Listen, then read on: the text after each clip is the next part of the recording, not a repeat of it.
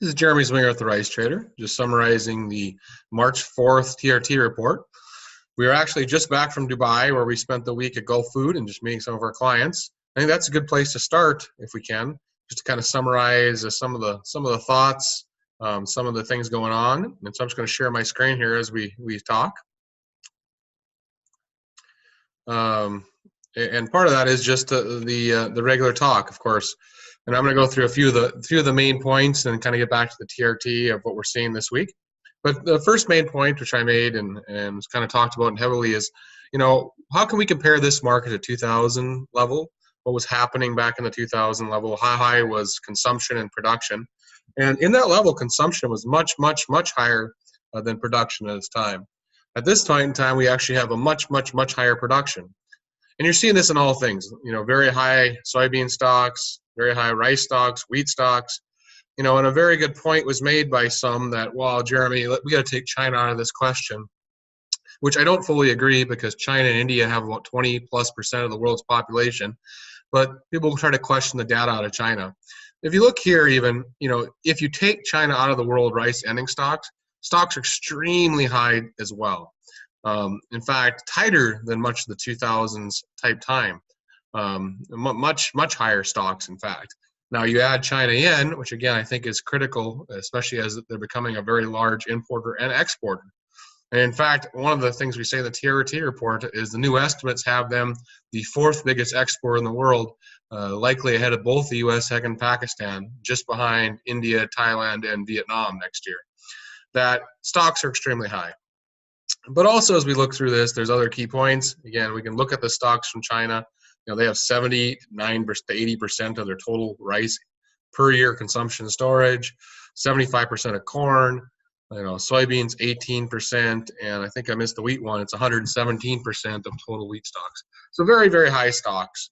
In contrast to this, another key point before we get to the TRT, it's just the opposite going on in Africa. You have massive, massive, massive consumption, and production's actually fallen on overall Africa. You've leveled production out, and this is a major issue as this consumption curve is very, very likely to continue. Anyway, we talked about many other key points for those that were there. We had a good time, a nice social period, and it was just a good overall event.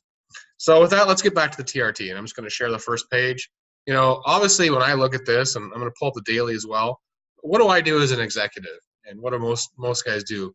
We can only read so much. We can only look at so much. Obviously, I read the Rice Trader and the daily report because I'm hands-on so much.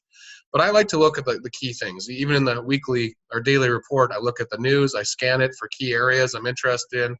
I look at all of the headlines. And it's something I think any rice executive should be at least doing. Reading key articles of your region, but at least scanning the key articles to the daily report.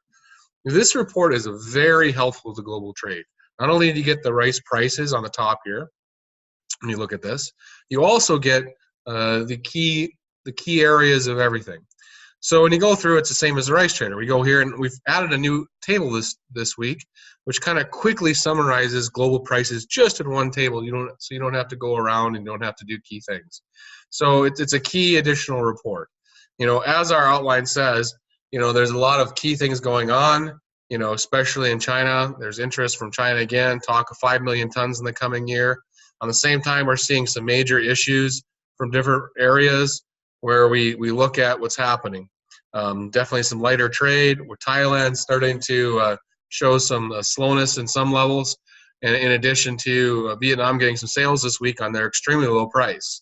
Which again, you can see in the new chart. Vietnamese price at 340. We look down, the 5% is so much cheaper. I mean, so much cheaper that one has to look at what's the demand shift in this short period. It's going to draw the other prices likely to it with this huge stock level, but how low could prices go? Which again, back to Dubai was another key area of how low can our prices go, and also will the other players follow? And I made the question is, can prices fall below 300? Surely supplies are greater than the early 2000s when prices did. A lot has changed. I'm not particularly under the view they're going to. Probabilities are somewhat against going very far in the 200s, but it's definitely possible, and this high supply is probably likely. But it was much more likely the prices were going to go to 350, not below 300. Especially we're in an El Nino year, which is probably going to bring dryness to Asia, especially the southern hemisphere, as we see in Australia, and bring a lot more rain to California and the U.S. And you're definitely seeing that with the massive soil moistures in the U.S., massive rains here in California. El Nino is definitely having an effect. And in fact, in the midst of all this, in the China stocks, USDA not only just estimated them to be a very, very large exporter along with us, but they've also took a massive amount of their crop on beliefs of El Nino, which we show this week.